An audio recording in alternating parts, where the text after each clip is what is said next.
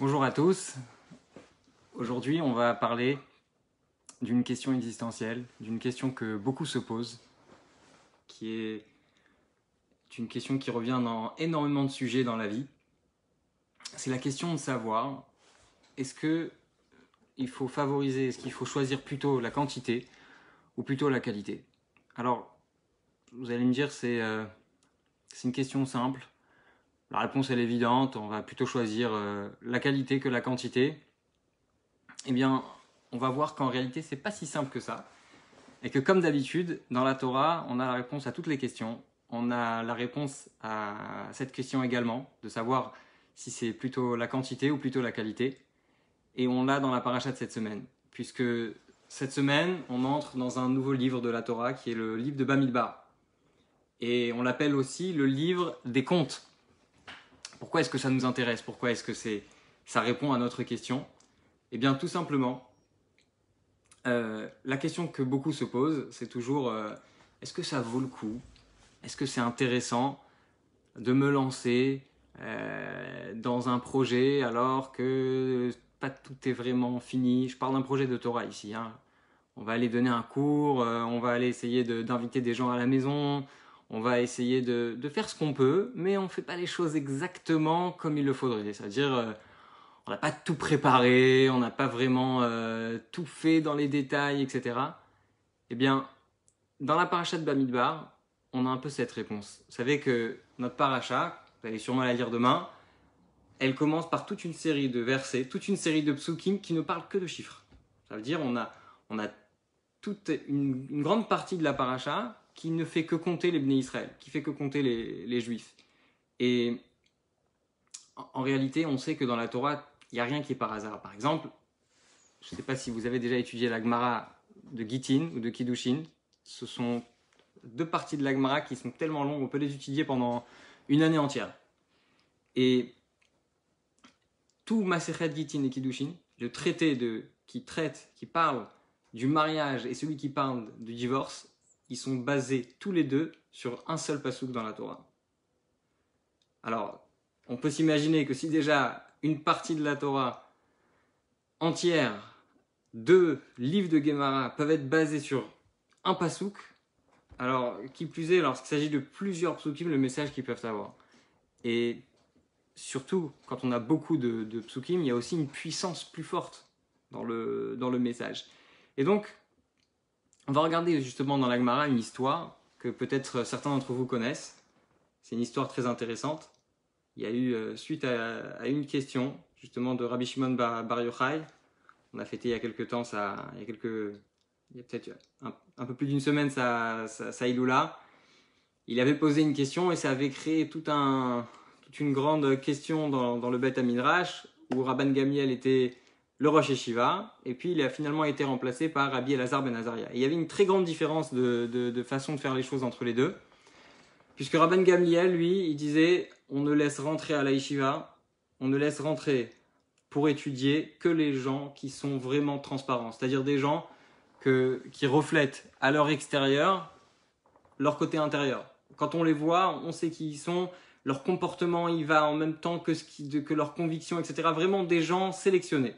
Et il y avait vraiment un gardien à l'entrée de la yeshiva. On ne pouvait pas rentrer si on ne correspondait pas aux critères donnés par Rabban Gamliel. Quand Rabban Gamliel a été remplacé par Rabbi Elazar ben Azaria, eh bien, tout de suite, on a ouvert les portes et on dit que ce jour-là, on a ajouté plusieurs centaines de bancs. C'est-à-dire que ce jour-là, il y a eu réellement énormément de gens qui sont venus à étudier la Torah et la Gemara raconte même que beaucoup l'ont félicité et même du ciel, on lui a envoyé des messages pour le féliciter jusqu'à même que Rabban Gamliel était déçu, etc. Mais le point que je veux prendre de cette histoire, c'est que Rabbi Elazar ben Azaria a fait un choix. Il a dit on va prendre les gens les meilleurs, mais on va accepter tout le monde. On va décider de leur enseigner. C'est vrai qu'ils ne sont pas forcément les meilleurs et qu'ils ne vont pas vraiment intégrer le message au départ, etc. Mais c'est pas grave, on va quand même les laisser rentrer. Et ça, c'est le message. Ça, c'est le message qu'on retrouve dans la paracha de cette semaine. Souvent, on se pose la question, est-ce que si j'ai pas fait les choses exactement bien, c'est pas vraiment la meilleure qualité, etc. C'est pas grave. Tout ce qui est pour les autres, c'est-à-dire tout ce qui doit être ton effort par rapport aux autres, eh bien, la qualité, tu la mets de côté, elle va venir avec le temps. On va revenir sur ce sujet, justement. D'abord, il faut que tu fasses. Après, la qualité, elle va venir toute seule. On sait, par exemple, c'est juste une histoire que j'aime beaucoup raconter, peut-être que vous l'avez déjà entendu, il y avait un monsieur qui donnait beaucoup d'argent. Et il était réputé, il avait une auberge et il donnait à énormément de personnes.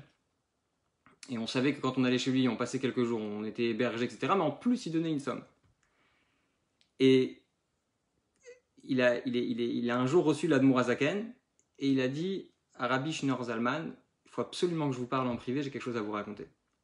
Il l'a pris en privé et il lui a dit, voilà, il faut que je vous avoue, moi je fais tout ça, non pas pour gagner d'argent, mais vraiment parce que j'ai envie qu'on parle de moi, qu'on dise que je suis le meilleur, qu'on dise que je suis le plus beau, que je suis le plus fort, que je donne de l'argent à tout le monde, etc. Et il a dit à l'Admour Hazaken, donc je vous dis clairement, j'ai envie d'arrêter.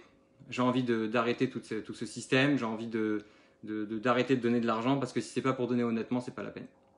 Et l'Admour Hazaken, il lui a répondu une chose très simple. Il lui a dit, c'est pas parce que toi, tu as un problème que tu vas pénaliser tout le monde. C'est-à-dire, c'est pas parce que toi, t'es pas encore entier avec toi-même et t'arrives pas à faire les choses de la meilleure façon qui soit que les autres doivent être pénalisés. Eh bien, c'est exactement la même chose. C'est vrai qu'on n'a pas encore l'occasion, on n'est pas encore assez prêt pour faire les choses parfaitement, mais il faut miser dans la quantité, elle va elle-même donner par la suite la qualité. On retrouve ça dans plein de sujets dans la Torah. Par exemple, on dit que lorsque 10 personnes entrent dans une yeshiva, lorsque 1000 personnes entrent dans une yeshiva, il y a quelques centaines qui vont sortir pour connaître les psukim de la Torah, d'autres qui vont être plus bons dans la Mishnah, etc. Et on dit 1 sur 1000 va sortir pour devenir un rav. C'est-à-dire 1 sur 1000 va sortir pour enseigner, pour donner la halakha comme il se doit. Maintenant, pour pouvoir avoir 1 sur 1000, il faut 1000. Donc si on n'a pas les 1000, on n'aura pas le 1 seul. C'est-à-dire que la quantité, elle donne que finalement, il y aura un peu de qualité. Et elle nous aide à faire en sorte que finalement, on va avoir cette qualité-là. Il y a une expression en français, je ne sais pas si c'est en français, peut-être que c'est dans d'autres langues. En tout cas, c'est un conseil que j'ai entendu plusieurs fois. Si tu veux qu'une chose soit faite, donne-la à la faire à quelqu'un qui est très occupé. Parce que quelqu'un qui est très occupé, il arrive à caser des choses dans sa journée. Quand on a 10 choses à faire dans une journée, on se débrouille pour les caser, séparer le temps bien comme il faut et arriver à caser aussi cette chose-là. Alors que quand on n'a rien à faire dans une journée, la seule chose qu'on a à faire, on l'étale sur toute la journée. Donc, il faut viser dans la quantité et finalement, ça va faire en sorte que la qualité elle-même, elle va être optimisée, elle va être améliorée. Donc, c'est un peu le message de cette semaine. Et il faut essayer de faire en sorte, même si on ne peut pas se réunir en ce moment, mais on a aussi cette idée-là. Quand on se réunit, on est 10, eh bien, on peut avoir le minyan. Peu importe la qualité des gens qui se trouvent dans ce minyan. 10 juifs, ça fait un minyan, on peut faire la tfila avec ça. Donc ça, c'est une idée simple, mais on prend plusieurs psukim pour nous le dire dans la Torah, parce qu'on a tellement de fois dans notre vie où la situation se répète, et qu'on se dit non, mais tu comprends, c'est pas assez bien, etc. La Torah nous dit écoute, pour l'instant, il faut faire. Pour l'instant, il faut avancer. Et la qualité, elle viendra petit à petit. Voilà, j'espère que ça va influencer chacun à essayer d'avancer et d'entreprendre dans tous les sujets de Torah et Mitzvot. Shabbat Shalom à tous.